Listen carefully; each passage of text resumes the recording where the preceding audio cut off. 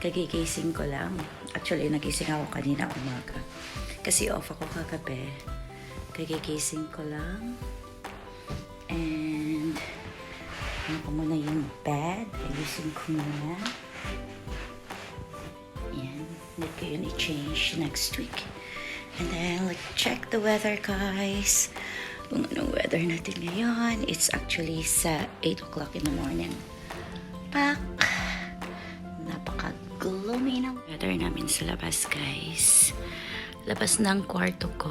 Bintana. Today is Thursday. December... Oh my God, I can't remember my 7. December 10. December 10. 8 o'clock in the morning. Ayan. Ilaw. So, good morning. Good morning. Start na naman ako mamaya. Duty. Night shift ako. I'm going to prepare something for my breakfast, but I don't know what I'm going... Oh, I got some here from yesterday. It's chorizo. Frozen one. Kabalen from Asian store. So, yun ang gawin ko, guys. So, I'll see you later, guys. Gawa muna ako ng breakfast and we'll see what I'm going to do later. See you! Ayan, mga loves, nakaligo na ang lola. Ayan, mga loves, nakaligo na ang lola. Sarap talaga pag makaligo, guys, kasi para maano yung energy mo. Hindi ko alam kung anong gawin ko, guys. Hindi pa naman ako, ewan ko kung busog ba ako or gutom, hindi ko alam. Pardon me, guys, bakit oily yung mukha ko, kasi naglalagay ako ng serum para para sa mukha, para hindi mag-dry. So, serum yung gamit ko from Sami. From Korea siya. Pero nabibili ko naman siya dito. May mga Korean products naman kami na mabibili dito. So, hindi ko alam, guys, kung anong gagawin ko. Ang gulo ng fridge ko, guys. Wala akong gana magluto kasi may dinaramdam ako. May monthly ako. So, siguro ito na lang kainin ko muna. May chorizo. Sobra ko kagabi. Kahapon. And then, itlog siguro. Chorizo and itlog. And then, hot chocolate. Yun lang ang gawin ko sa breakfast ko, guys. So, prepare muna ako ng breakfast, guys. Okay, see you!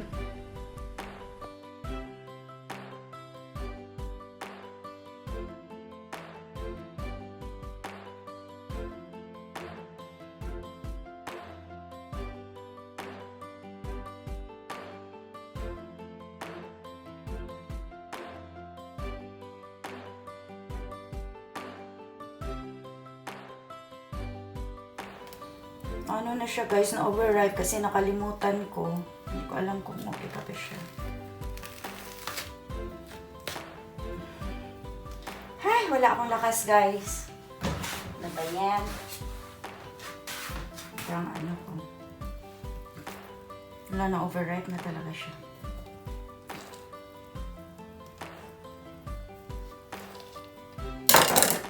I'm not sure if it's still...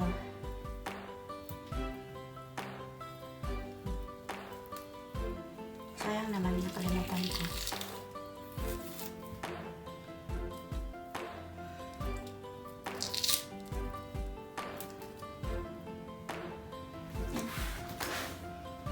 And then salt. We have salt. Ano kasi guys?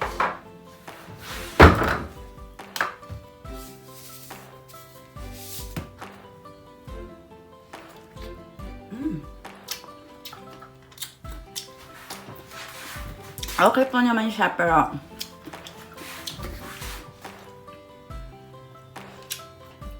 yun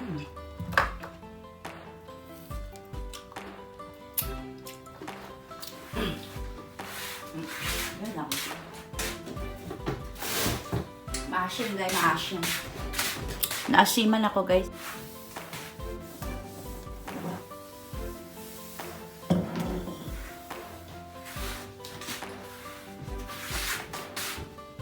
Baka nagtaka kayo, guys, nilagay ko yung instead of powdered milk, yung nilagay ko sa Milo ko or gatas na banana yung nilagay ko, pinini. Ito nilagay ko. Banana flavor. Try nyo kayo, masarap. Ay guys, naka-decide ako. Ayaw kong kumain kasi wala talaga akong gana. I don't know why. Yung ko, pinakpakan ko na ano ba yun ha? Ano ba yung tawag doon? Buongon man yan sa amin. Basta yun, yung malaki. Medyo na siya. Maasim man, ayaw ko. Kaya, inano ko muna. And then, ito lang ininom ko, guys. Nagtaka siguro kayo bakit banana nilagay ko. Wala lang, trip ko lang. Trip ko lang talaga. Hot chocolate. Tapos nilagyan ko ng powdered banana. Masarap, guys. Mix lang. Yun lang. And then, doon ako sa lungga ko. Dito ako sa computer. Manood ako ng palabas. Kung anong palabas ngayon. Ay, hindi. Manood ako sa inano ako na Chinese walk siya. So, yun ang pinapanood ko. Tsaka asikasuhin ko yung nananalo sa akin sa load. So, cheers, guys! Sarap. See you later, loves.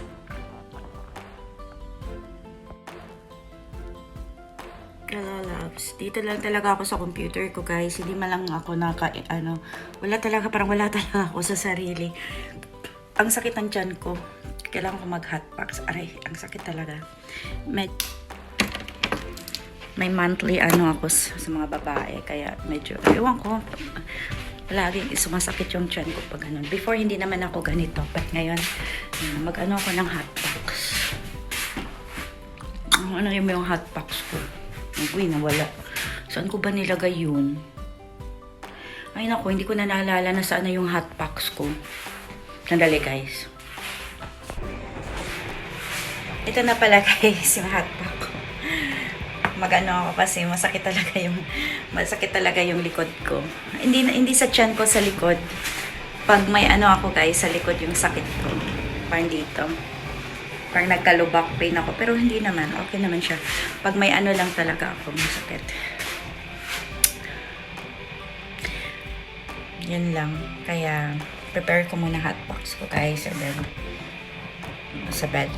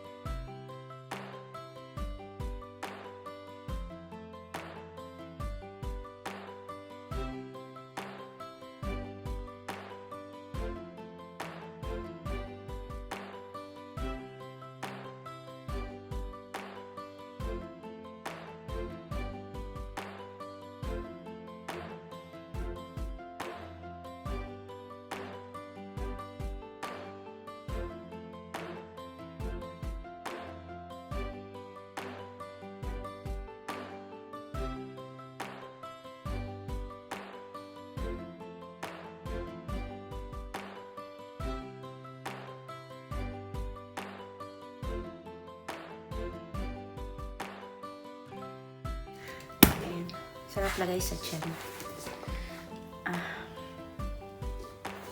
Ay, ingat. Ito na, guys, yung hotbox ko. Ayan, kakulay pa ng pajama ko. Kailangan ko guys. Kailangan ko Ito lang ko gawin ko for today. Tapos lagay sa likod. Lagyan ng towel kasi kung direct sa maski may pajama ka, medyo mainit.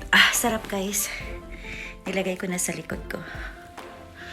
Hindi naman sa likod, yung lang dito sa hips banda. Taas-taas ng yung waist banda, doon ko ilagay. Ang sarap. sarap. Wow.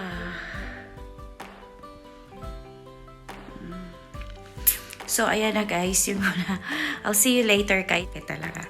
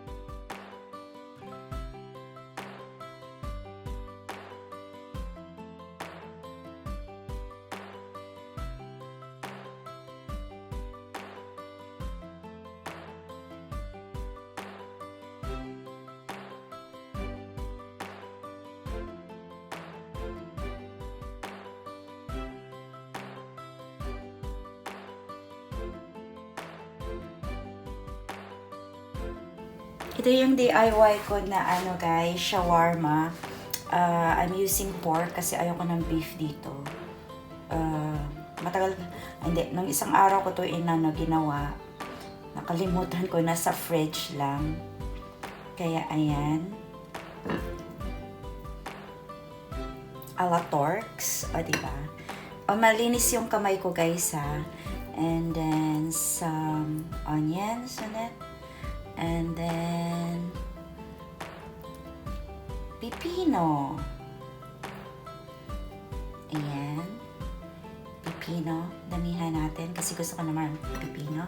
And tomato. I'm not keen into tomato guys, kaya konti lang nilagay ko. And then pwede nyo din lagyan ng cheese inside. Ayan. Yung nilagay ko sa una is ito, garlic mayo. Ayaw ko na maglagay niyan kasi ang gusto kong ilagay is cheese. Sana yung cheese ko. Wala yung cheese ko. Wala na pala akong cheese. Meron akong cheese. Ewan ko nasaan yung cheese ko.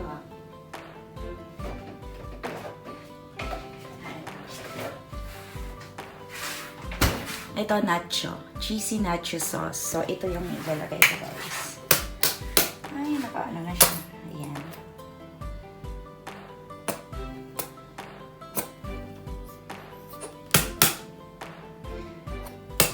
Oh God.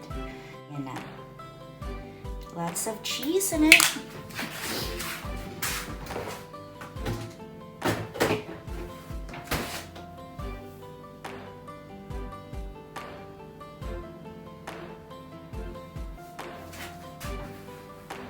Then, tapos ko nag-iinit tong ano guys, and then we gonna roll it.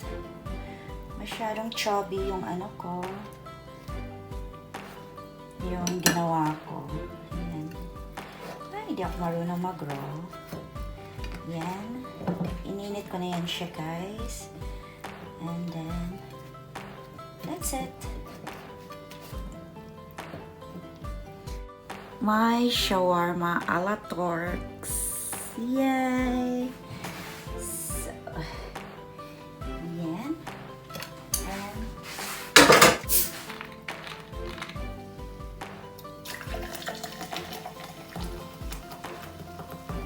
that's it.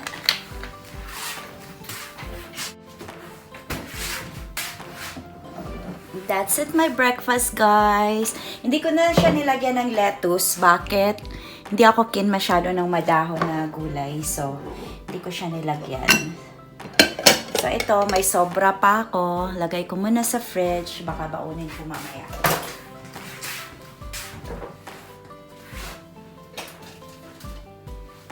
And that's it, guys. My shawarma. Look at that. Hello Guys, this is my DIY shawarma a la Turks. Wala siyang lettuce kasi hindi ako masyado sa lettuce as I've said. Ang isa nilagyan ko ng mayo garlic. Ang isa nilagyan ko ng nachos na cheese. Oh. Ito na guys, I'm going to taste it. Ayan o, sa ilalim.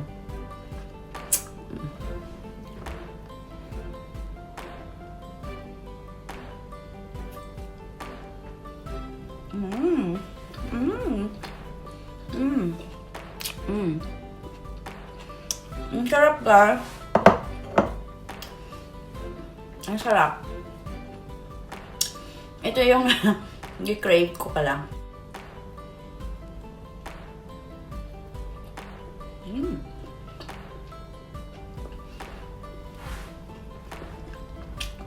Thank you so much guys for watching. Enjoy your day and stay safe everyone. Thank you.